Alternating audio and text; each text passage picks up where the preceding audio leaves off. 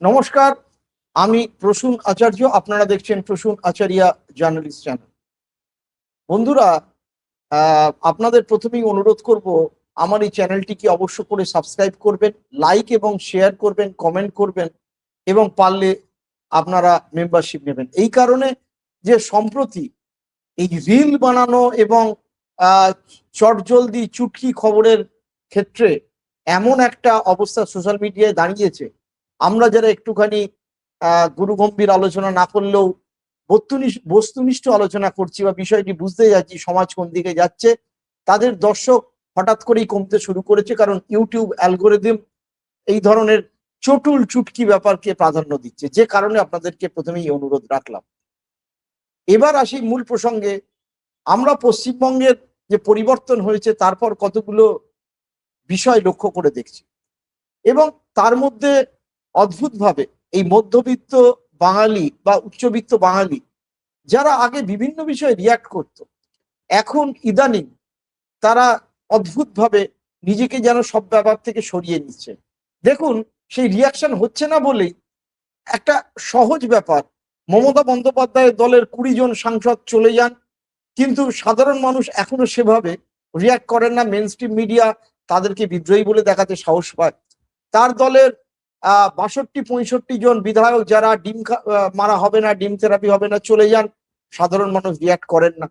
আমরা দেখলাম যে কি নৃশংসভাবে বারুইপুরে একটি 11 বছরের বালিকাকে খুন এবং ধর্ষণ এবং খুন করা হলো, এবং তার যে মূল সাক্ষী ছিল তাকে মানুষ এনকাউন্টার করে পুলিশ মেরে দিল। ঘটনাস্থলে পুনর্নির্মাণে যাওয়ার নামে বা পুনর্নির্মাণ ওই মাঝরাতে করতে গিয়ে, কারণ পরবর্তী পুনর্নির্মাণগুলো আমরা দেখেছি দিনের আলোতেই হয়েছে। সেটা নিয়ে বহু মানুষ বললেন হ্যাঁ, এনকাউন্টারই দরকার। শুধু তাই নয়, বিভিন্ন জায়গায় রাজ্যের ধর্মীয় উন্মাদনা বাড়ছে, চার্চের ওপর আক্রমণ করছে দেখতে পাচ্ছি, মুসলিমদের বাড়ি ভাড়া দেওয়া উচিত নয় দেখতে পাচ্ছি, বিভিন্ন জায়গায় হকারদের, প্রান্তিক মানুষের ওপর সাংঘাতিকভাবে একটা চাপ নেমেছে দেখতে পাচ্ছি। উত্তরবঙ্গে একজন, তিনি গরু কিনে নিয়ে যাচ্ছিলেন, সিপিএম এর এক সদস্য, পার্টি মেম্বার এক সময় ছিলেন, দুঃখু মিয়া, কিন্তু তাকে কিভাবে লিঞ্চিং করে হত্যা করে দেওয়া হয়েছে, প্রতিবাদ হচ্ছে, কিন্তু সাধারণ বঙ্গ সমাজ অদ্ভুতভাবে নির্লিপ্ত। এমনকি নিট নিয়ে যে কেলেঙ্কারি, সোনাম ওয়াংরু জনতা ককরোচ পার্টির ওখানে গিয়ে তিনি অনশনে নেমেছেন, এতদিন ধরে অনশন চলছে, তাতেও বাংলা কোনো তাপুত্তাপ নেই। কিন্তু এই বাংলাকেই আমরা কিছুদিন আগে দেখেছিলাম অভয়াকাণ্ডে উত্তপ্ত হতে, শিক্ষকদের চাকরির ব্যাপারে উত্তপ্ত হতে। আমি এই নিয়ে বিশদে, যিনি গভীর পর্যালোচনা করেন, আমি শুদ্ধ সত্য ঘোষকে আমন্ত্রণ জানিয়েছি। শুদ্ধ, অনেক ধন্যবাদ তোমাকে এই সময় দেওয়ার জন্য।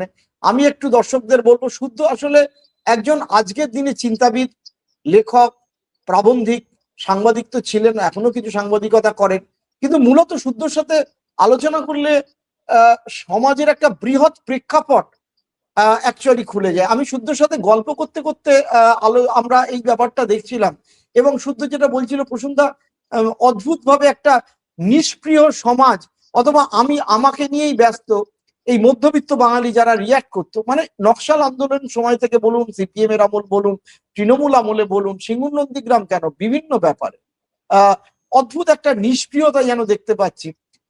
এই সামগ্রিক যে বিষয় শুদ্ধ, এই যে যা চলছে আমাদের চারপাশে, এই বাঙালিকে, এমনকি শ্যামাপ্রসাদের বলা হচ্ছে 120 ফুট মূর্তি হবে, নেতাজি ফরওয়ার্ড ব্লককে বলা হচ্ছে গুন্ডাদের পার্টি বলুন, এই যে রাহুল সাংকীর্তন, সবচেয়ে বড় কথা, তিনি একজন প্র্যাকটিক্যালি হিন্দি ভাষার লেখক, চিন্তাবিদ, একসময় আর্য সমাজ করতেন, বুদ্ধিস্ট হয়েছিলেন। রাহুল সাংকীর্তন, তিনি, তার নামই আলাদা। হ্যাঁ, তাকে নিয়ে বিহারি পান্ডে ভাবা যায়, তো তার মূর্তি ভেঙে দেওয়া হলো, কোনো রিয়াকশন নেই। কিন্তু তুমি এই সামগ্রিক বিষয়টাকে কিভাবে দেখছো, যদি একটু শুরু থেকে বলতে, কারণ তুমি এই নিয়ে ফেসবুকে লিখছো, বিভিন্ন জায়গায় বলছো, মানে লিখছোই আর কি, বেশি বলার থেকেও। এমনকি এনকাউন্টার নিয়েও তুমি বিস্তারিত দেখলাম সোশ্যাল মিডিয়া লেখাতে, আগে একটি পত্রিকা মানে ইন্টারনেট এডিশনে লিখেছিল। তুমি যদি বিষয়টি কিভাবে দেখছো? একটু পেছন থেকে শুরু করতে হবে। মানে হ্যাঁ, নিশ্চয়ই, সেই জন্যই তো আজকে যা ঘটছে সেটা তো শুধু আজকের ঘটনা নয়। আসলে আমরা যখন প্রথম গণতান্ত্রিক রাষ্ট্র হিসেবে আমাদের নিজেদের গঠন করলাম, সেই গঠন করার যে ক্ষমতা, সেই ক্ষমতা কিন্তু সরাসরি জনসাধারণের হাতে ছিল না। যদি লক্ষ্য করে দেখেন তাহলে দেখবেন যে একটা কনস্টিটিউয়েন্ট অ্যাসেম্বলি তৈরি হয়েছিল, যারা সংবিধান কি হবে ঠিক করেছিলেন, এবং তারপর সেই সংবিধান চালু হয়, সেই সংবিধানের উপর নির্ভর করে ভোটাভুটি ইত্যাদি হয়। এখন প্রশ্ন হচ্ছে, আমরা প্রথম যে প্রশ্নটাকে অ্যাভয়েড করে গেছি সেইটাকে একবার পেছন ফিরে দেখি, তাহলে সম্পর্কটা বুঝতে সুবিধা হয়। আমাদের কাছে আসলে প্রথম প্রশ্নটা যেটা ছিল সেটা হচ্ছে দেশ কি, দেশ এবং রাষ্ট্র এই দুটো সমার্থক কি। এই প্রশ্নটা কিন্তু বারবার রবীন্দ্রনাথ করেছেন, ঘুরে ফিরে করেছেন একটাই কারণ। যদি আমরা ইতিহাসের দিকে তাকাই, আমরা দেখব যে এই উপমহাদেশ এমন একটা ভূখণ্ড যেখানে অজস্র রাজ্য ছিল, কখনো কখনো একটু বড় বড় সাম্রাজ্য তৈরি হয়েছে, কিন্তু কখনোই গোটা অঞ্চল জুড়ে কোনো একটা শাসন চলছে এমন অবস্থা ছিল। এটা ব্রিটিশরা ধীরে ধীরে তৈরি করেছে। এবং বাইরের যেসব সূত্রগুলো, সেই সূত্রগুলো যেভাবে আমাদের ডাকে বা ডেকেছে এই উপমহাদেশের লোকজনকে, সেই নামটা, ইন্ডিয়া নামটা আস্তে আস্তে স্থায়ী হয়ে গেছে, তথাকথিত হিন্দুস্তান নামটা স্থায়ী হয়ে গেছে। খেয়াল করে দেখুন, কোনোটাই কিন্তু এমন আইডেন্টিটি নয় প্রশ্নটা যেটা আমরা নিজেরা অর্জন করেছি। পরে আমাদের যা দাগিয়ে দিয়েছে সেই দাগিয়ে দেওয়াটাকে আমরা অ্যাকসেপ্ট করে নিয়েছি। এবার যখন গণতন্ত্র তৈরি হয় তখন প্রথম যে প্রশ্নটা আসে যে গণ কি। এত বড় একটা অংশ যেখানে এত বিপুল জনসংখ্যা, সেই জনসংখ্যার মানুষের মতামত প্রতিফলিত হবে এরকম একটা ব্যবস্থার দরকার, যেই ব্যবস্থাটা আমরা গণতন্ত্র বলে অভিহিত করি। কিন্তু গণতন্ত্রের তো কোনো একটা চেহারা নেই, অজস্র চেহারা আছে। অভিজাতদের গণতন্ত্র আছে, এমনকি আমাদের এখানে ব্রিটিশ আমলেও যেটা চলতো যে যাদের সম্পত্তি আছে এবং এক ধরনের শিক্ষা আছে তারাই ভোট দিতে পারবে, বাকিরা পারবে। পার্টিশনের আগে অব্দিও এই সব চলেছে। তার মানে গণতন্ত্র এবং সবার ভোটাধিকার এটা সবসময় সত্যি নাও হতে পারে। আগেকার দিনের গ্রিসের দিকে তাকালেও দেখা যায়, বা আমরা যদি আমাদের ষোড়শ মহাজনপদ বা মহাজনপদ গুলোর দিকে তাকাই তাহলেও দেখবো গণতন্ত্র এইভাবেই চলেছে। সেখানে অভিজাতরা ভোট দিয়েছে, বাকিদের কোনো ভোট দেওয়ার জায়গা ছিল। এবার এই ভোটটার মানে কি? ভোটটার মানে হচ্ছে আমি কোনো একটি বিশেষ শাসন পদ্ধতির প্রতি আমার সহমত প্রকাশ করছি। শুধু প্রকাশ করছি না, আমি দায়িত্ব দিচ্ছি শাসনকে আমার হয়ে শাসন করার জন্য। তাহলে আমার একটা অবস্থান আছে, আমি একটা সামাজিক সত্তা, আমি একটা ব্যক্তিগত সত্তা। এই যে এতগুলো সত্তা আছে, এই সত্তাগুলো আমরা স্বাধীনতার পর থেকে যখন সত্তাগুলো তৈরি হওয়ার দিকে যাওয়ার কথা, কারণ তার আগে আমরা পরাধীন ছিলাম, সেখানে সত্তাগুলো তৈরি হওয়ার ক্ষেত্রে আপাত দৃষ্টিতে অনেক বাধা নিষেধ কাজ করেছে, বিশেষ করে ব্রিটিশ ঔপনিবেশিক শাসন। তাহলে স্বাধীনতা আমাদের সে তার থেকে মুক্তি দিয়েছে, মানে আমাদের সত্তাগুলোও স্বাধীন হবে। সত্যি কি তাই হলো? আমরা যদি সরাসরি কংগ্রেস আমল থেকে শুরু করি, তাহলে দেখবো যখন নেহেরু ছিলেন কিছু কাজ ভালো করেছেন, বেশ ভালো ভালো কথা বলতেন, সুন্দর ইংরেজি লিখতেন। কিন্তু মুশকিলটা হচ্ছে জনগণের যে কাজ, জনগণের কাছে শিক্ষা থেকে শুরু করে সংস্কৃতি বিস্তারের যে কাঠামো, সেই কাঠামো কি তারা নির্মাণ করতে গিয়ে গেছেন? সত্যি সত্যি নির্মাণ করতে পেরেছে? একটু উল্টো দিক থেকে দেখি ব্যাপারটাকে। ধরুন আমি একজন ঈশ্বর বিশ্বাসী মানুষ, এবার আমার ঈশ্বর বিশ্বাসের নানান কারণ থাকতে পারে। এটা হতে পারে যে আমি ঈশ্বর বিশ্বাস করি এই কারণে যে আমার যা লাভ লোকসান ইত্যাদি হবে সব ঈশ্বর ঠিক করে দেবে, এবং তার উপর বিশ্বাস না থাকলে আমার লোকসান। আবার এই কারণেও হতে পারে যে আমি এমন একজন মানুষ, আমার বিশেষ কোনো ক্ষমতাই নেই, সমাজে আমার কোনো অবস্থানই নেই, কেউ আমার কথা শোনে না, উল্টে যে যখন পারে আমার উপর অত্যাচার করে দেয়। তো আমি করব কি? আমি পুলিশে গেলে পুলিশ আমার অভিযোগ নেয় না, এলাকার মস্তান আমাকে চাটি মেরে বসিয়ে দেয়, রাজনৈতিক দাদা দিদিদের তো কথাই নেই। তখন আমি মনে করবো যে আমার একমাত্র উপায় হচ্ছে আমার ঈশ্বর, যে ঈশ্বর আমার এ জন্মে না হোক জন্মান্তরে আমাকে একটা ভালো জন্ম দেবেন, দুই এদের শাস্তি দেবেন। এটা কিন্তু আমার অসহায়, এটা আমার জোর নয়। সত্যি সত্যি যদি এই শাস্তি এবং পুরস্কারের বিষয়টা সমাজে আইনিভাবে নির্ধারিত হতে পারে, তাহলে কিন্তু আমাকে পরজন্মের জন্য অপেক্ষা করতে হয় না, আমাকে ঈশ্বর শাস্তি দেবেন এটাও ভাবতে হয় না, কারণ আমি একটা সিস্টেমের মধ্যে দিয়ে পুরস্কার এবং শাস্তি দুটোই পাচ্ছি। তা তো আমরা পাইনি। পাইনি বলে আমাদের জরুরি অবস্থা এসছে, পাইনি বলে পরবর্তী নানান সময়ে যারা শাসন করেছেন। আমি সরাসরি পশ্চিমবঙ্গের ক্ষেত্রে চলে আসছি। যখন পশ্চিমবঙ্গে উদ্বাস্তুর ঢল নেমেছে, তখন সত্যি সত্যি দিল্লির সরকার এমন কিছু করেননি যাতে তাদের জীবনের জন্য কোনো সুবিধে হয়। খুব সামান্য অংশ নির্ধারণ করেছেন তাদের জন্য, এবং তাদের ভয়ঙ্কর কষ্ট করে লড়াই করে সেই অর্জন করতে হয়েছে যে তারা এখানে থাকবে, তাদের বাসা হবে, তাদের উপার্জন হবে, সন্তান সন্ততির ভালো হবে ইত্যাদি। অর্থাৎ খেয়াল করে দেখুন, 60 অব্দিও এই মানুষজনের যে স্ট্রাগল, যে লড়াই, সেটা একটা খুব অ্যাক্টিভ বিষয় ছিল। তাকে সে বাঁচার জন্য প্রবল লড়াই করতে হচ্ছে, এবং সেই লড়াইটাই কিন্তু 70-এর দশক, তারপরে 80-র শুরুর দিকের অংশটা অব্দিও এই লড়াইটা কিন্তু বজায় ছিল। শুধু উদ্বাস্তু মানুষ না, বাদ বাকি যারা এখানে আগেকার অধিবাসী, তাদের ক্ষেত্রেও লড়াইটা কঠিন হয়ে গেছে। জনসংখ্যা বেড়ে গেছে, খুব স্বাভাবিকভাবেই কঠিন লড়াই হয়েছে।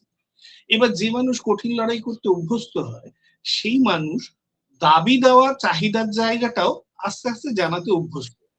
কেন অভ্যস্ত হয়? কারণ তখন অব্দি আমাদের কাছে এক ধরনের ভাবনা ছিল যে আমরা স্বাধীন। এবার এই যে স্বাধীনতার ভাবনাটা আমাদের কাছে ছিল, আমরা কিন্তু বারবার লক্ষ্য করছিলাম, আমরা যখনই আমাদের জন্য কিছু দাবি করছি, তখনই রাষ্ট্র কিন্তু তার মোকাবিলা করছে ডান্ডা দিয়ে, বুলেট দিয়ে। এনকাউন্টার তো আজকের বিষয় নয়, এনকাউন্টার দীর্ঘদিনের বিষয়। এই এনকাউন্টারটা আসছে কেন? রাষ্ট্র তার মানে আমাদের যে সমস্যাগুলো সেগুলোর মোকাবিলা যখন করতে পারছে না, তখন সে একটা হাতে গরম পদ্ধতি চালিয়ে দিচ্ছে, সেই পদ্ধতিটা হচ্ছে এনকাউন্টার। এবার এই যে পদ্ধতিটা, এরও বিরুদ্ধতা জায়গা তৈরি হয়েছে আমাদের মধ্যে। কিছু মানুষ বিরোধ করেছে, সক্রিয়ভাবে বিরোধ করেছে। এই যে সামাজিক প্রবাহটা, এই সামাজিক প্রবাহটা উবে গেল যখন আমরা খোলা বাজার অর্থনীতির মধ্যে প্রবেশ করলাম। কারণ খুব সোজা কথায় বলতে গেলে, ধরুন তার আগে আমরা যেটুকুন অর্থের মধ্যে আমাদের জীবনযাপন করতাম, আরেকটু অন্যভাবে বলি, কলকাতার রাস্তায় খাবার যে পয়সায় পাওয়া যেত, ভারতবর্ষের অন্যত্র তা কল্পনাও করা যেত না না। ফলে বহু মানুষ সার্ভাইভ করতে পারতেন, যেভাবে ওকে একটা সার্ভাইভ করার জায়গা তৈরি হতো।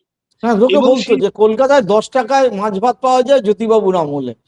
এইটা একটা ইউপি বিহারের গরিব মানুষের লব্জ ছিল, যা আমরা আমাদের রাজ্যে পেতে পারি না। একদম। এবং সেটা কিন্তু কংগ্রেসের আমলেও কিন্তু সেটা ছিল, এমন নয় যে ছিল না। কারণ কলকাতা সবাইকে আশ্রয় দিতে অভ্যস্ত হয়েছিল বলে সে জানতো যে আমি যাকে আশ্রয় দিচ্ছি বা যাদের আশ্রয় দিচ্ছি তাদের খেয়ে পড়ে বাঁচতে হবে, কারণ তারা শহরের ওয়ার্কফোর্স হিসেবে কাজ করবে, ফলে তাকে আমার তার সীমার মধ্যেই দিতে হবে। এবার এই ওয়ার্কফোর্সটা যখন বিদায় নিতে শুরু করলো, তার মূল কারণ খোলা বাজার অর্থনীতি। কারণ উৎপাদন পদ্ধতিগুলো পাল্টে গেছে, পাল্টে যাওয়ার ফলে অনেক বেশি যন্ত্র নির্ভর, অনেক বেশি অটোমেটেড উৎপাদন পদ্ধতি, সেখানে খুব কম মানুষের প্রয়োজন শ্রম দিতে। এটা পাল্টে গেল। এই পাল্টে যাওয়ার জায়গা থেকে কিন্তু কলকাতা থেকে আস্তে আস্তে এই স্রোতটা সরে যেতে শুরু করলো বলে 90 থেকে আমরা 2000-এ পৌঁছতেই দেখলাম কলকাতার চরিত্রের একটা পরিবর্তন হয়ে যাচ্ছে। বামফ্রন্ট যতদিন ক্ষমতায় ছিলেন, ততদিন যত মহামিছিলের ডাক দিয়েছিলেন, সেই সব মহামিছিল গুলোর জন্য বাস, ট্রাম, ট্রেন ভাড়া করে লোক নিয়ে এসে ইত্যাদি প্রভৃতি করে, সেগুলোর মধ্যে কত স্বতঃস্ফূর্ততা ছিল। সেটা একটা অর্গানাইজড মাসল ফ্লেক্সিং এর বিষয়, যে আমরা আছি, দেখো আমরা। এবং তখনকার কাগজ, আপনি তো দীর্ঘদিন সাংবাদিকতা করেছেন, আপনি জানেন যে তখনকার কাগজে কোন সভায় কতজন লোক হলো, কত লক্ষ লোক হলো, উল্টো দিকে মমতা বা কংগ্রেসের সভায় কত হ্যাঁ, লোক হলো। একই সামনে 21শে জুলাই ওই একই ভাবে বলা যায়। একদম। তো এই যে মাসল ফ্লেক্সিং গুলো, এগুলো স্বতঃস্ফূর্ততা না, স্বতঃস্ফূর্ততা কিন্তু অনেক বেশি ছিল যখন বিদ্যুতের দাম বেড়ে গেল, লোকে প্রতিবাদ করতে রাস্তায় নিয়ে, এবং তখনও ওইটা ঠিক হয়নি যে আমরা স্বাধীন মানে কতটা স্বাধীন। যারা শাসন করছিলেন তাদের একটা বাইরের চেহারা বজায় রাখার প্রয়োজন ছিল, যে হ্যাঁ ঠিক আছে আমরা প্রতিবাদ করার জায়গা দিই, মানে ফাসাদ যেটা বলছো। একদম। এবং খেয়াল করলে দেখবেন যে স্বাধীনতা, প্রতিবাদ করার স্বাধীনতা দিই এবং প্রতিবাদ করার স্বাধীনতা সবসময় দিই না, দুটোই কিন্তু সমান্তরাল ভাবে চলেছে। তাহলে এত এত গুলি চালনার ঘটনা ইত্যাদি প্রভৃতি নানান শাসনে হয় না। এই যে জায়গাটা তৈরি হয়েছিল সেখানে মানুষ গুলি খাওয়ার ভয়ে আছে এই কথা জেনেও কিন্তু মানুষ প্রতিবাদ করতে গেছে।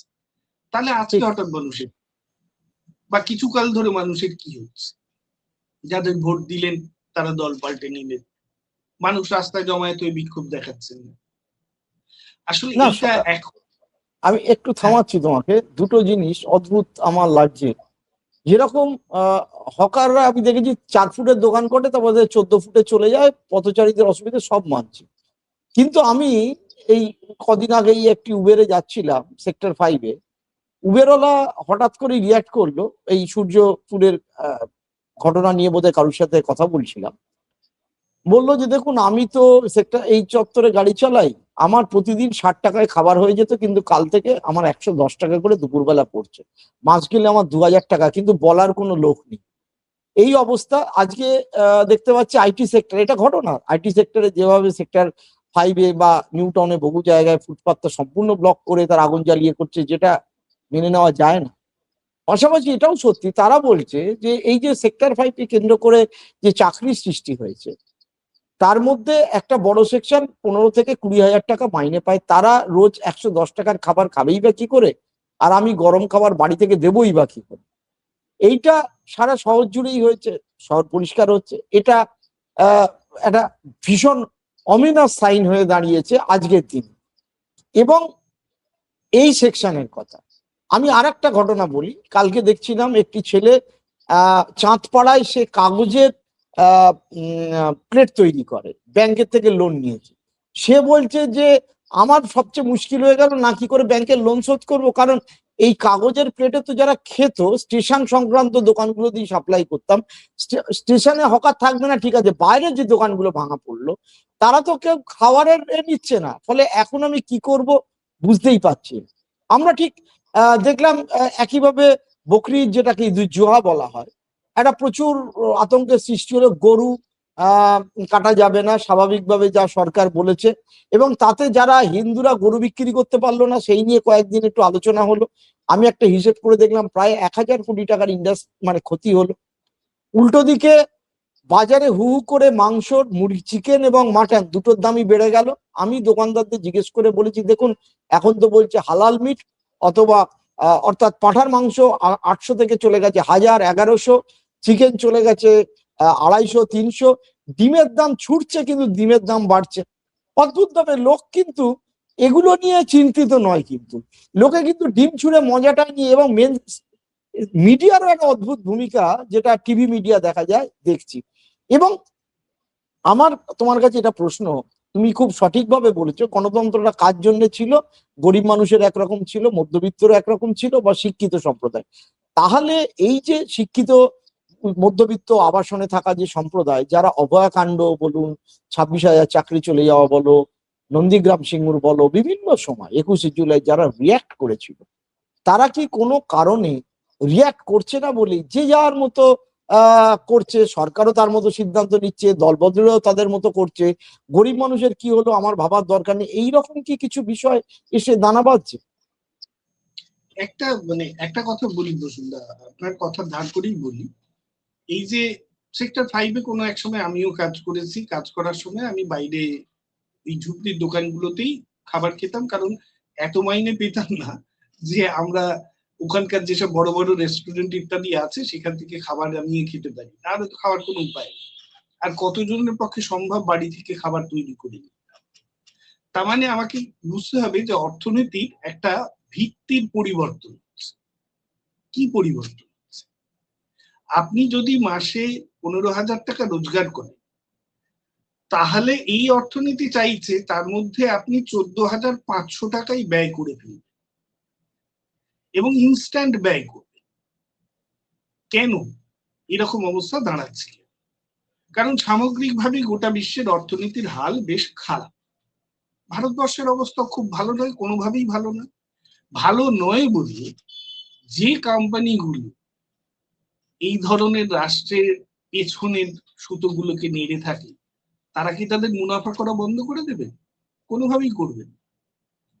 তাদের মুনাফার জন্য রেল তৈরি হয়েছিল, যে সেই রেল চলে যাচ্ছে। রেলে যে হকারের স্পেস তৈরি হচ্ছিল তা চলে যাচ্ছে। তাদের মুনাফার জন্য বহুকাল আগে এয়ারপোর্ট চলে গেছে, সেখানে তো পা ফেলে চলাই সম্ভব নয় মধ্যবিত্তর পক্ষে। এসব তো আমি ছেড়েই দিচ্ছি। যে বাকি অংশটুকু ছিল সেই অংশটুকু, ওই যে ওয়ার্কফোর্সের কথা আমি বলছিলাম, যারা হ্যাঁ, শহর তৈরি করার কাজ করে, সেই শহর তৈরি করার ওয়ার্কফোর্সটা কমতে কমতে এমন একটা জায়গায় এসছে এবং শহর পরিকল্পনা প্রাইভেট সিটি হতে হতে এমন একটা জায়গায় চলে যাচ্ছে যেখানে কোনোভাবেই দরিদ্র, যাকে আমরা নিম্নবিত্ত বলতাম, নিম্ন মধ্যবিত্ত যাদের বলতাম, এমনকি মধ্যবিত্তরও প্রায় জায়গা নেই, তাদেরকে চলে যেতে হয়। থাকবেন উচ্চ মধ্যবিত্ত এবং উচ্চবিত্তরা, আর পড়ে থাকবে অজস্র ফাঁকা বাড়ি, যেগুলো মূলত বিনিয়োগ, বিভিন্ন ধনী মানুষের তাদের সম্পদের নানান বিনিয়োগের একটা পদ্ধতি। এবার এই যে শহরের চরিত্র তৈরি হচ্ছে, এই শহরের চরিত্রের মধ্যে আমাদের মধ্যবিত্তের এখন অবস্থান কি? আমাদের কথা কি সত্যি কেউ শোনে? বা আমরা কি সত্যি অপরের কথা ভাবি? আপনি যদি লক্ষ্য করে দেখেন, বিগত তৃণমূলের শাসনের সময় কিছু কিছু ভাতা দেওয়া শুরু হয়েছে। ভাতা দেওয়াটা প্রয়োজনীয়, আমাদের মতন দরিদ্র দেশে সত্যি ভাতার প্রয়োজন হয়, কারণ আমরা সবার জন্য কাজ তৈরি করতে পারি না। কিন্তু গন্ডগোলটা ঠিক এইখানেই, যে কাজটা আমরা সবার জন্য তৈরি করতে পারি না, এই কথাটা আমরা কি সহজে অ্যাকসেপ্ট করে নিয়েছি না? ঠিক। আমরা কিন্তু প্রশ্ন করিনি যে কেন পারিনি, কারণ পারার কথা ছিল। আমরা যখন ব্রিটিশকে তাড়িয়েছিলাম 47-এ, সেই 47-এ তাড়ানোর কারণ ছিল হচ্ছে আমাদের যাবতীয় কিছু আমাদের হাতে আসবে, আমার দেশের মানুষের হাতে আসবে। কিন্তু দেশের মানুষ না রাষ্ট্রের মানুষ, এই দ্বন্দ্বটার মধ্যে চলতে চলতে আমরা কিন্তু ভুলে গেলাম দেশের বৃহদাংশের জন্য করা কাজটাই আসলে গণতন্ত্র। ওই যে বলেছিলাম, গণতন্ত্র অনেক রকম হয়, অভিজাতদেরও গণতন্ত্র হয়, আবার সকলকে নিয়ে গণতন্ত্রও হওয়া সম্ভব। আমরা অভিজাত গণতন্ত্রের দিকে ক্রমশ পা ফেলছি, অর্থাৎ যদি দেখা যায় ইতিহাসে আমরা পেছন পায়ে হাঁটছি। এখন আস্তে আস্তে গণতন্ত্রের পরিধি পরিসীমা এমন একটা জায়গায় চলে আসবে যেখানে অভিজাতরা ছাড়া আর কারোর ভোটাধিকারও থাকবে না, বক্তব্যও থাকবে না। ঠিক এইটা কি ঠিক। এইখান থেকে শুদ্ধ আর একটা কথা বলি, দুটো কথা। অ্যারিস্টটল কবে বলেছিলেন যে man is a political animal, অর্থাৎ মানুষ একা থাকতে পারে না, কমিউনিটি করে থাকে, তারা রাজনৈতিকভাবে চিন্তা করে। আজকের কথা তো নয়। আমার একটাই প্রশ্ন, তাহলে সেই পলিটিক্যাল অ্যানিমালের জায়গা থেকে এই যে শিক্ষিত মানুষ একটা কোথাও সরে যাচ্ছে। আর একটা জিনিস অদ্ভুতভাবে আমার পীড়াদায়ক, এটা অত্যন্ত, রাজ্যের এই মুহূর্তে 35 লাখ, তোমার কথা ধার করেই আমি বলছি যে উচ্চ মধ্যবিত্ত 35 লক্ষ মানুষ এই মুহূর্তে যার ভোটাধিকার নেই, মানে তার অস্তিত্বই নেই, তার ভোটার কার্ড নেই, মানে অস্তিত্ব নেই প্র্যাকটিক্যালি, মানে কদিনের মধ্যে তার অস্তিত্ব আর গ্রাহ্য হবে না। অথচ কালকেই দেখছিলাম ধর্মতলায় কদিন আগে সভা হলো, লোক কোথায়, কোথাও তার খবর বেরোয় না। যে কায়দায় এসআইআর এর এতে হিয়ারিং হচ্ছে ট্রাইব্যুনালে, তাতে বলছে 25 বছর লাগবে। কিন্তু এই মানুষগুলোই, এই মিডল ক্লাস বা আপার মিডল ক্লাস, তারা সব লাইনে দাঁড়িয়ে নানাভাবে কিভাবে নামটাম তুলেছে। অনেক আপার মিডল ক্লাস লোকেরও নেই, কিন্তু অদ্ভুত ভাবে এই গণতান্ত্রিক পদ্ধতির বাইরে রেখেই তো ভোট হলো। এবং ভোট মিটে যাওয়ার পরেও এখনো আদালতই করেছে। ইলেকশন কমিশনের লোক আমাকে বলছে আমরা তো করিনি, আদালত। এনিওয়ে, অদ্ভুত ভাবে আমরা নিরুত্তম। আমরা বরঞ্চ মানে এমন নিরুত্তাপ, আমরা কিছু ধর্ষণ বা কিছু ঘটলে ওই শিক্ষিত সম্প্রদায় বলছে এনকাউন্টার করে মেরে দিলেই সমস্ত সমাধান। আমরা অদ্ভুতভাবে নিরুত্তাপ, আমরা প্রশ্নও তুলছি না যে পুজোর যদি ভাতা বন্ধ হয় তাহলে রথযাত্রায় কেন 5 লাখ টাকা 60টা একে দেওয়া হবে রথ কমিটিকে? কেউ প্রশ্ন তুলছি না। হেলিকপ্টার করে কেন পুষ্প বৃষ্টি হবে? আমরা এই প্রশ্নে যাওয়ার অবস্থাটাই নেই।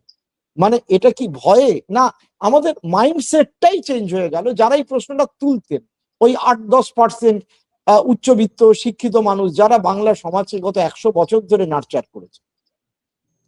একটু যদি লক্ষ্য করেন প্রসূনদা, এই যে আপনি বললেন man is a political animal, যেটা অ্যারিস্টটলের কথা, মানুষ এখনো পলিটিক্যাল অ্যানিমাল, কিন্তু পলিটিক্যাল অ্যানিমাল মানেই কোনো একটা নির্দিষ্ট দিকে তার মতাদর্শ থাকবে তা নয় তো।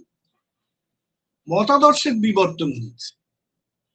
আমি যখন উচ্চবিত্ত অবস্থায় আছি, আমি যে ব্যক্তি মানুষ সমাজের সাথে সম্পর্ক তৈরি করবো। আমরা পলিটিক্যাল অ্যানিমাল হই কেন?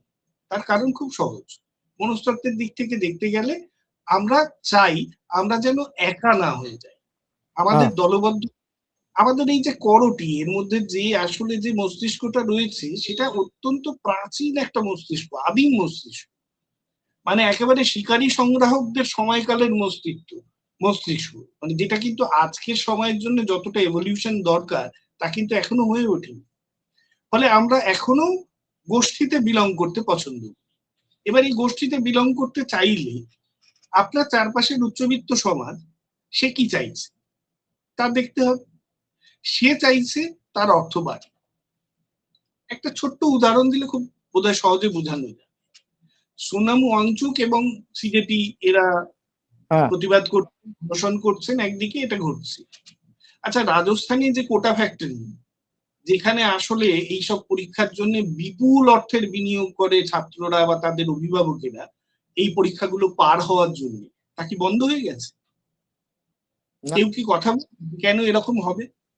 মানে কেন এরকম একটা ব্যবস্থা তৈরি হবে যেখানে একদল মানুষ অনেক টাকা দিয়ে এমন কিছু কিনতে পারবেন যার মাধ্যমে সে আবার অনেক টাকা উপার্জন করতে পারবে? সবার জন্য কেন সুযোগ থাকবে না? এই প্রশ্নটা তো বহুকাল আগে ওঠা উচিত ছিল, কিন্তু প্রশ্নটা নেই কোথাও। নেই, তার কারণ কি? কারণ হচ্ছে আমরা এখন যে সমাজে পরিণত হয়েছি, মানে এই উচ্চবিত্ত উচ্চ মধ্যবিত্ত অংশটা, তারা মূলত মনে করি আমার ছেলে বা আমার মেয়ে সব থেকে বেশি সফল হবে, এবং সেটা করতে গেলে কি করতে হবে সেইটা আমরা ভাবি, রণকৌশল হিসেবে ভাবি এবং রাজনৈতিক রণকৌশল হিসেবে ভাবি। কিভাবে ভাবছি? এক তো সম্পদ যদি একটা পিরামিডের ব্যবস্থা হয়, মাথার উপরে অনেক বেশি লোক কোনোদিনই বসতে পারবে না, অল্প লোকই বসবে। তাহলে যে অল্প লোক বসে আছে তাদের মধ্যে আমাকে জায়গা করতে গেলে তাদের কাউকে সরাতে হবে, এবং যাদের বাকি যারা ওঠার চেষ্টা করছে পিরামিড বেয়ে উপরের দিকে তাদেরকে সরাতে হবে। অর্থাৎ আমাদের গোটা পরিকল্পনাটাই কিন্তু প্রতিহিংসামূলক, সহযোগিতামূলক নয়। আমরা এমন একটা সেকশনের সাথে বিষয়ে কথা বলছি যারা অর্থনীতিগতভাবে এবং রাজনীতিগতভাবে প্রতিহিংসামূলক একটি সেকশন। তারা তাদের সন্তানদের শিক্ষা দিয়েছেন, তারা নিজেরা শিক্ষিত হয়েছেন এভাবে যে আমরা ভাই যেভাবেই হোক অন্যকে নিচে করে আমি উপরে উঠব। এই সেকশনটা বাংলার যে বুদ্ধিদীপ্ত চেতনা সমৃদ্ধ অংশ বা সাংস্কৃতিক অংশ তার মধ্যে বহুল পরিমাণে আছে, এবং থাকাটা স্বাভাবিক। কারণ যে সময়ের বাংলার কথা আমরা বলছি, বাংলার যে গৌরবের কথা আমরা প্রতিনিয়ত বলি, যদি লক্ষ্য করে দেখি আমরা দেখব যে বাংলার গৌরবের কাল কিন্তু ব্রিটিশ আমলেই প্রায় অস্তমিত হয়ে গেছে। শুধু রাজধানী 1911-তে সরে গেল এর জন্য নয়, এর থেকেও অনেক বড় কারণ আছে। সেটা হচ্ছে যে বাঙালির রাজনীতির যে ধারাটা, সেই ধারাটা কিন্তু তথাকথিত বাবু বা ভদ্র সম্প্রদায়ের হাতেই থেকে গেছে।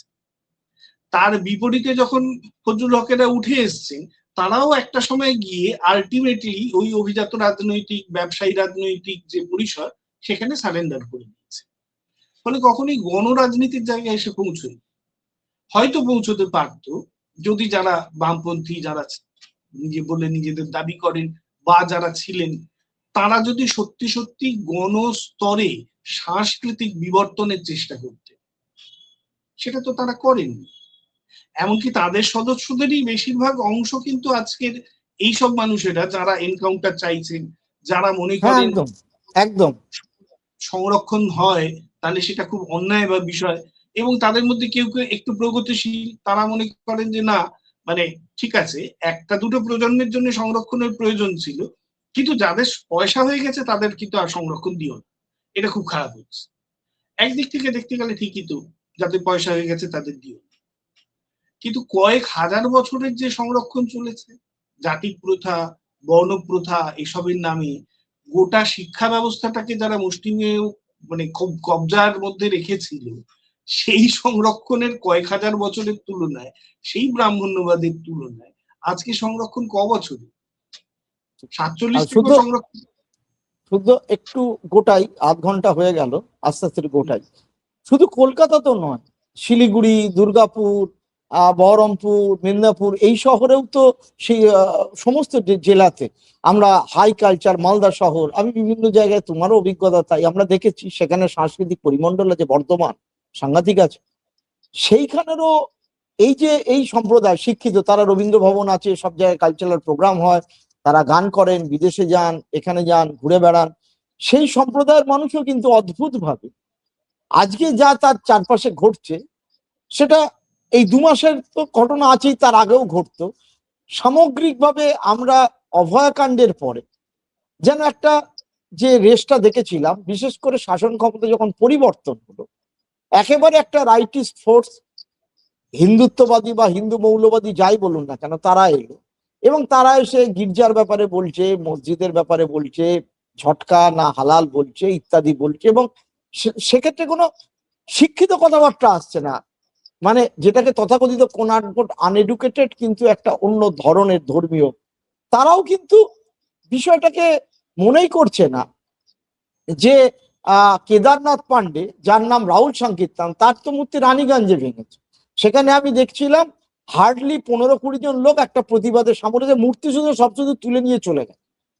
এখন এটা, এই যে প্রেক্ষাপট, তুমি ঠিকই বলেছো, তার মানে এই উচ্চবিত্ত বা শিক্ষিত বাঙালি যারা রবীন্দ্র সদনে হয়তো রবীন্দ্র সঙ্গীতের আয়োজন করে, যারা সৃজিত মুখার্জি বা অন্যদের সিনেমা দেখে একটা সাংঘাতিক উল্লসিত হয়, যারা বিদেশে আমেরিকায় গিয়ে প্রোগ্রাম করে, কবি আছে, লেখক আছে, সব মমতার দলে ছিল, এখন তো সব চুপ করে বসে আছে, কাউকে পাওয়াই যাচ্ছে না, সব মমতার চেয়ার মুছতো। আমরা দেখেছিলাম একাডেমির কবি, মানে ছাপ মারা, স্ট্যাম্প মারা সাহিত্য একাডেমির কবি তো জয় গোস্বামী, মানে এখনো জয় কবিতা লেখা ছেড়ে দিয়েছেন, আরো অনেকেই আছে। আমরা সামগ্রিকভাবে দেখছি কিন্তু সবাই যেন কিরাম নিশ্চুপ, নিষ্ক্রিয়, না বাবা থাক, যা হচ্ছে চলুক। এটা কি এই সরকারটাকে ওয়েট অ্যান্ড ওয়াচ, না আলটিমেটলি এই, তোমার কথা শুনে যা মনে হচ্ছে, এই উচ্চবিত্ত শিক্ষিত হিন্দু বাঙালি মনে করছে যে আমার উদ্দেশ্য বা আমার যে পলিটিক্যাল যে কাল্ট, মানে আমার যে চিন্তা চেতনা, আমার যারা বেরাদারি, আমার যে ক্লাস, তাদের উদ্দেশ্যটা ফুলফিল হয়ে যাচ্ছে, বাবা আমার আর কি দরকার, কোথায় হকার হলো, কোথায় তামান্নার মার কি হলো, কি সূর্যপুরে কি হলো, কি অন্য জায়গায় কি হলো, আমার কি দরকার, তাই নয় কি?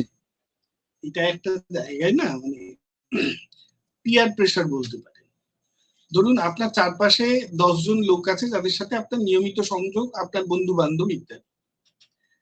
খুব ধীরে ধীরে একজন দুজন করে তাদের পাল্টাতে শুরু করলো। আপনি যে ভাবনা বা ইত্যাদি নিয়ে চলতেন, আপনি দেখলেন আস্তে আস্তে 9 জনের ভাবনাই পাল্টাতে পাল্টাতে অনেকে চলে গেছে। এবার আপনাকে বাঁচতে হবে ওই সার্ভাইভাল ইনস্টিংক্টের জায়গা থেকে, যে আপনি 9 জনকেই বাতিল করবেন বা দূরে রাখবেন রেখে, বা কাছে থেকে করবেন, নাকি আপনি 9 জনের মধ্যে আরেকজন হিসেবে যুক্ত হয়ে 10 জন হয়ে যাবেন।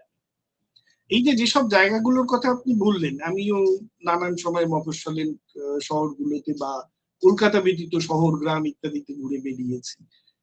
সেখানে কিন্তু আমি দীর্ঘদিন ধরেই এই কালচারটা টের পেয়েছি, যে তারা কিন্তু খুব ধীরে ধীরে হলেও ওইটা ভাবতে শুরু করেছেন বা বিশ্বাস করতে শুরু করেছেন, যে আসলে আমাদের যে সংস্কৃতি, সেই সংস্কৃতিটা হলো হিন্দু সংস্কৃতি।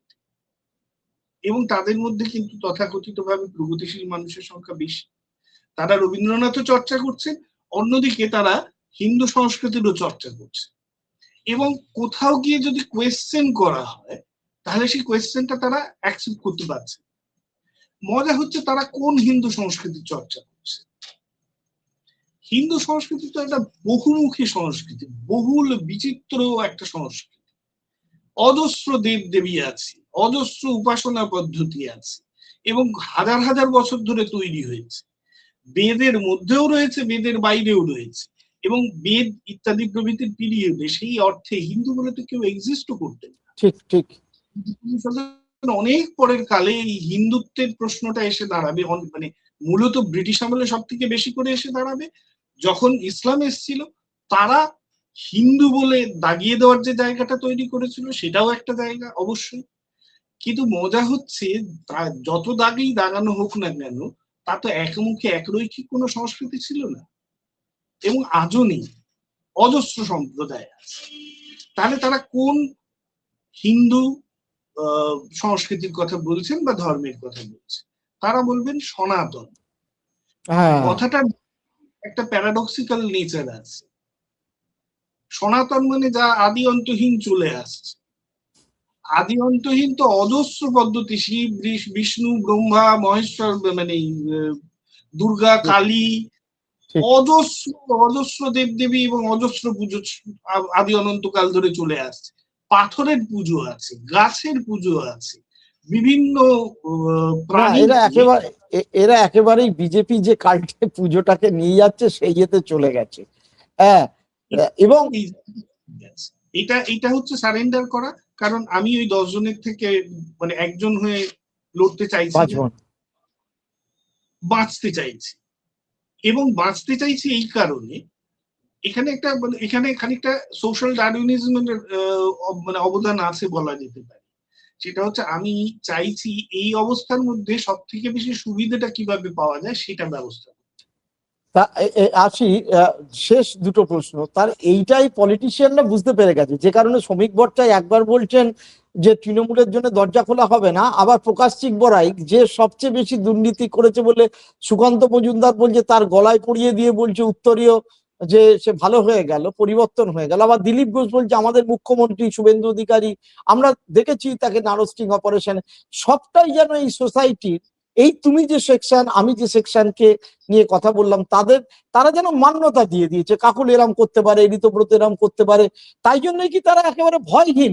মানে এবং মিডিয়াও কিন্তু তাদের পক্ষেই যেন, মানে এটা নিয়ে কোনো কন্ট্রাডিকশন, কোনো প্রশ্ন তুলছে না। অদ্ভুত ব্যাপার। মানে টিভি চ্যানেল মেনলি, তুমি তো অনেকদিন টিভিতে কাজ করেছো, আমি তো টিভিতে কাজ করি। একটা কথা আমি আপনাকে বলি, সেটা হচ্ছে প্রথমত আমরা এগুলো অনেকদিন থেকেই মানতে শুরু করেছি। বিজেপি এসছে তারপর আমরা মানছি এরকম নয়।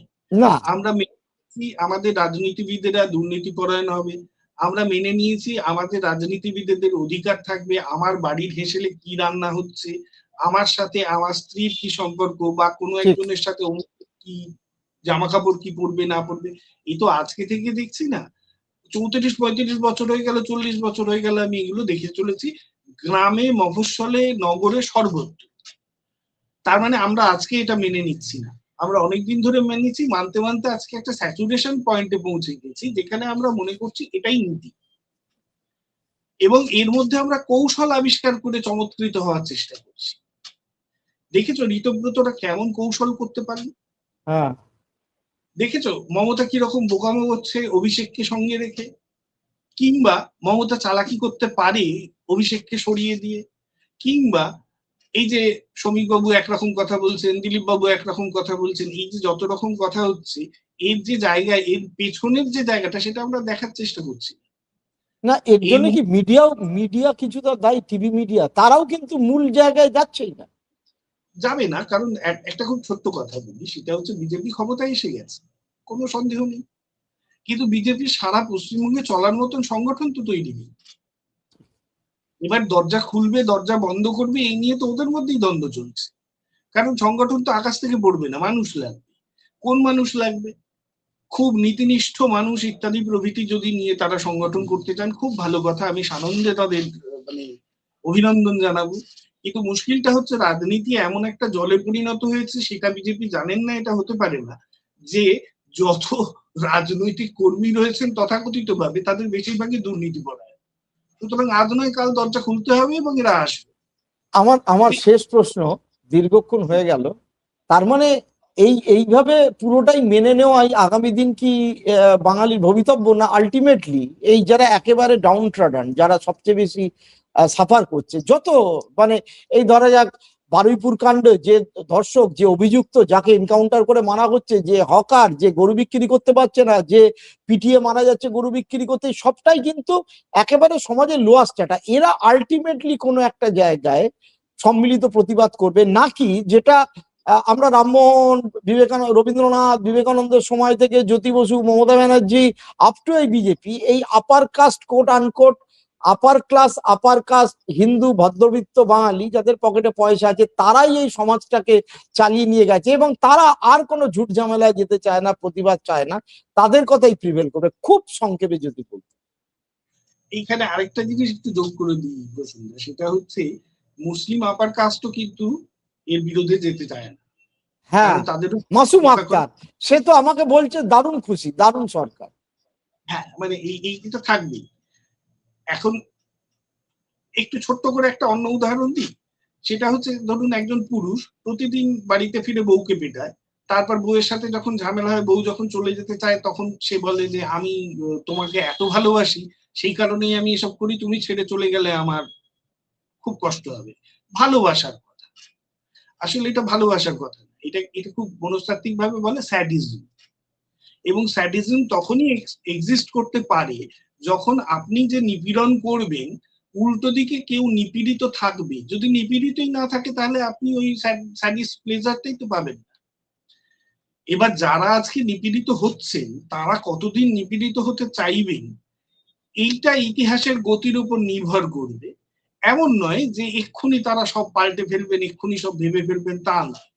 কিন্তু খুব ধীরে ধীরে নানান জায়গাতে এই চ্যালেঞ্জটা আসছে যে আপনারা যাই করুন তাই করুন, মানুষের কথা শুনবেন না কেন? শ্রমিক বিক্ষোভ হচ্ছে, ছাত্রদের বিক্ষোভ হচ্ছে, এই যে বিক্ষোভ হচ্ছে, এবং অনেক কিছু অংশ যেগুলো বিগ মিডিয়া আপনি যাদের কথা বলছেন, তারা তো জন্মলগ্ন থেকেই রাজনীতির হাত ধরে এবং পুঁজির হাত ধরে হ্যাঁ, চলেন। হ্যাঁ, তারা এর বাইরে কথা বলবেন না। আমি নিজে কাজ করেছি, সুতরাং আমি দেখেছি যে তারা কি করেন। আমি তাদের থেকে আশাও করি না। এই যে খবরগুলো যেগুলো আপাত দৃষ্টিতে জানা আজকে যাচ্ছে না, সেটা কিন্তু কালকে জানা যাবে। কারণ আমরা না খুব পুরনো একটা কথা ভুলে গেছি, সেটা হচ্ছে মুখের কথা। এর থেকে বড় প্রচার আর কিছুতে নেই। আড্ডা, আলোচনা, কথাবার্তা সমস্ত কিছুর মধ্যে দিয়ে মানুষের যত বিনিময় হতে থাকবে, বিনিময় হতে বাধ্য, কারণ যে অর্থনীতির চাপে আমাদের ফেলা হচ্ছে, আমরা মানুষের থেকে যতটা বিচ্ছিন্ন হয়ে গেছিলাম যে বাঁচতে পারবো না, মানে নিজের সুখে বাঁচবো ও মরুক, সেই জায়গাটা কিন্তু তথাকথিত মধ্যবিত্ত এবং নিম্নবিত্ত অংশ আর নেই। তাদের ক্রমশ কিন্তু কাছে আসতে হচ্ছে বাঁচার জন্য, বাধ্যত বাঁচার জন্য। অর্থাৎ যেমন একটা পলিটিক্যাল প্রেশার তৈরি করে উপরের অংশটাকে ফাঁকা করে দেওয়া যায়, তেমন তার ঠিক উল্টো দিক যেটা দাঁড়ায়, সেটা হচ্ছে নিচের অংশটাকে কাছাকাছি আসা সুবিধা করে দেওয়া। এই কাছাকাছি বিনিময়ের মধ্য থেকেই আমাদের ভবিষ্যতের উত্তরগুলো তৈরি হবে, এবং সেই বিনিময় শুরু হয়ে গেছে। দেখতে পাচ্ছি আমরা নানান জায়গায়, বড় মিডিয়ায় না দেখতে পেলেও দেখতে পাচ্ছি, এটা আরো বাড়বে এরকম অনেক ভাবেই। অনেক এরকম অনেক ধন্যবাদ। মানে তো গল্প করতে থাকলে ঘন্টা পেরিয়ে যাবে। অনেক ধন্যবাদ শুদ্ধ তোমাকে, সঙ্গে থাকার জন্য, এত দীর্ঘ সময় দেওয়ার জন্য। আবার তোমাকে নিশ্চয়ই আমরা সঙ্গে পাবো। আর ধন্যবাদ। আমি দর্শক বন্ধুদের বলবো, আপনারা শুদ্ধের বিভিন্ন লেখা বই পড়ুন, শুদ্ধের সোশ্যাল মিডিয়ায় আলোচনা দেখুন, এবং আগামী দিনকে আরো এই ধরনের মনোজ্ঞ অনুষ্ঠান নিয়ে ফিরে আসবো। সকলে ভালো থাকবেন, সুস্থ থাকবেন। নমস্কার। শুদ্ধ, তোমাকে অনেক ধন্যবাদ। আপনারা শুনলেন শুদ্ধ কিভাবে বিস্তারিত বিবরণ দিলেন। আমার আর নতুন করে কিছু বলার নেই। আশা করি পশ্চিমবঙ্গের এই অবস্থা একসময় কাটবে। এই মানুষের যে নিষ্ক্রিয়তা এবং চুপ করে থাকা বা উচ্চবিত্তদের পুরো ব্যাপারটাকে নিয়ন্ত্রণ করা, তার বিরুদ্ধে একটা প্রতিবাদ এগোবে কোথাও। কবে হবে কি হবে বলা যাবে না, আমরা সেদিকে তাকিয়ে থাকবো। আরো একবার বলি, দেখতে থাকুন প্রসূন আচারিয়া জার্নালিস্ট চ্যানেল। নমস্কার।